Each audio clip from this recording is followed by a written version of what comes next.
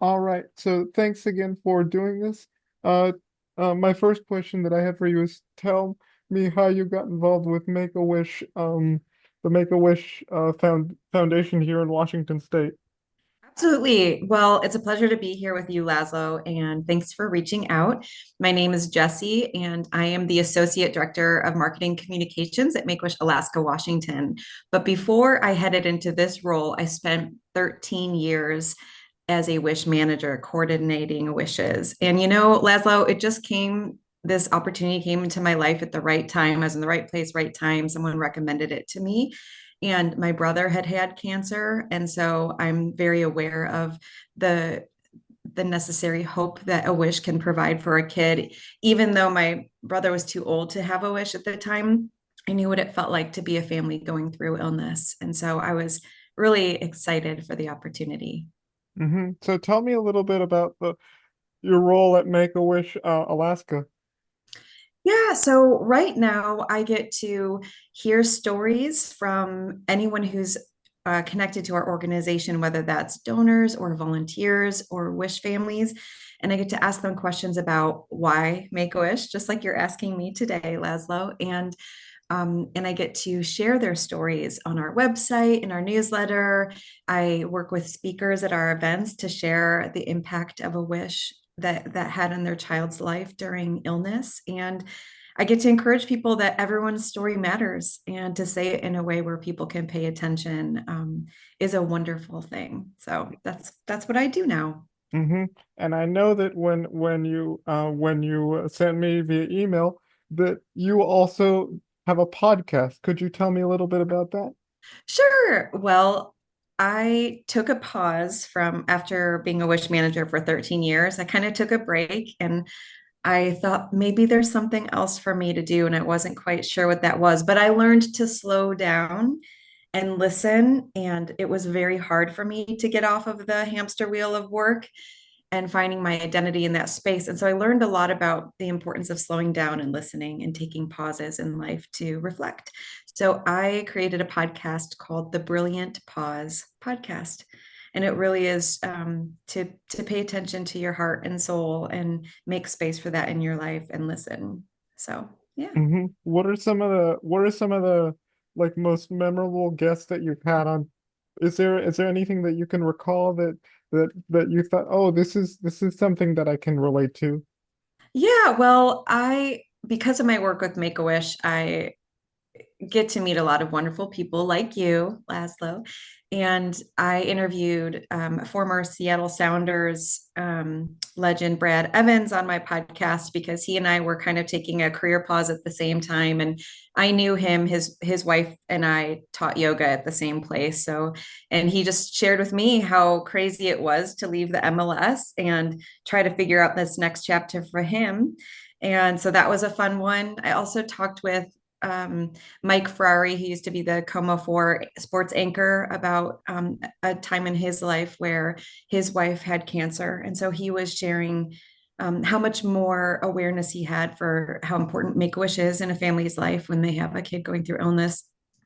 Those are two awesome local guys who I got to speak with, but I also got to talk with moms and how important it is for them to find their calling outside of motherhood as well, and also to appreciate being a mom. And Mother's Day is coming up. So Yes. to all the moms, you're awesome. Yeah, yes, they are. So, if I could get back to Make-A-Wish, Yeah. like what impact does your role in particular have on the greater community? In other words, doing this, what kind of effect does that have on the greater community? Yes. Great question. Well, Make a Wish really is a community organization. We couldn't exist without the support of our community. Not only do our volunteers help make wishes come true for kids with critical illness, but we rely on the support and kindness of the people in this Seattle community and beyond to help make these wishes come true. We are a nonprofit organization, so we have like Alaska Airlines.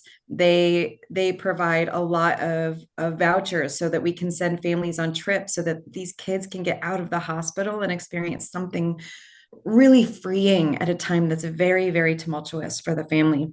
We have local hotels who house our kids overnight if they're coming to Seattle for a wish, like to meet the Mariners or the Seahawks. And we also need, there's so many like builders, construction guys who will step up to the plate for a wish kid who really just wants a play system in their backyard. Maybe they need something accessible and can't go to the local playground. And so we can create some accessibility in their backyard if that's what the child thinks will give them the most joy. So we really rely on community partners. And what I love about it is I really get to see the best in humanity. People saying, yes, I'm going to help out this kid and this family that I don't even know, but I believe in the power of giving. And it has a ripple effect of kindness and generosity and compassion and joy. And our world really needs that. Mm-hmm. And like, which brings me to my next question. What have you learned in doing this kind of work? I've learned that just when you want to give up on that there's good people in the world, you can find good people every day. And that's so important for me to share with my children and to write stories about, because again, this our it's so easy to focus on negative and to really let that impact how we see the day, how we see our lives. And the truth is, we can all just stay in our little bubbles and think our day is the worst or our situation is the worst, but there's always someone going through something challenging. And it's important to recognize that we all have our ups and downs. And so I love that we can show up for people in their down moments and lift them up. And Make-A-Wish provides so many kids and families that opportunity, but also anyone who helps out on a wish, the volunteers, they're continually saying, you get more joy and you get more than you give. So I Mm-hmm. like